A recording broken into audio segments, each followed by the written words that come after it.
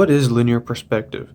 From the Collins Dictionary, the branch of perspective in which the apparent size and shape of objects and their position with respect to the foreground and background are established by actual or suggested lines converging on the horizon. Well, what does that mean?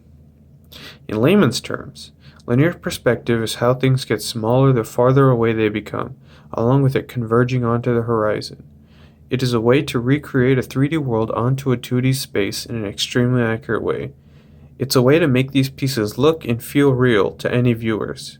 It is made up of three key aspects: a vanishing point, a horizon line, and orthogonals. In addition to rationalizing the representation of space and providing an illusion of depth, perspective was also often used to draw the spectator's eye to the key figure or action in the painting. The slanted lines representing the horizontal features that recede into the distance, often called orthogonals because they represent lines in the scene that are orthogonal to the picture plane, converge at a point known as the vanishing point. Brunelleschi rediscovers linear perspective, as some believe the ancient Romans and Greek had already discovered linear perspective, yet there aren't any examples of this.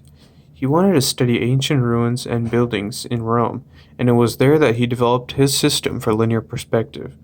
It was in front of the Cathedral of Florence where he first experimented with linear perspective. This system was a way that would be relatively easy to follow but would produce very accurate images, by painting the outline of various Florentine buildings onto a mirror. When the building's outline was continued, he noticed that all of the lines converged on the horizon line. He demonstrated this system in Florence in 1420, and then 15 years later he met with Alberti and explained the system to him, which eventually led to Alberti publishing the book On Painting in 1435. Artists at the time would want to use linear perspective because it played a key role among the intellectual concerns of Renaissance artists, the idea of rationalism. We see that perspective has many aesthetic functions in Renaissance painting. The most obvious function of perspective was to rationalize the representation of a 3D world. With the methods of perspective developed, it became much easier to stage elaborate scenes organized in a complex way. Then, perspective gave Renaissance artists the ability to produce a compelling illusion of depth. One of the most famous pieces of artwork is The Last Supper by Leonardo da Vinci, a famous Renaissance polymath.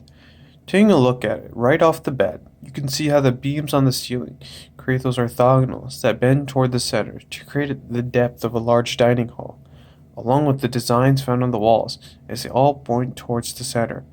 The table on which they feast is parallel with the horizon line, where the actual horizon is hidden behind them. The vanishing point of the painting is directly above Jesus' head. Let's look at another piece of work.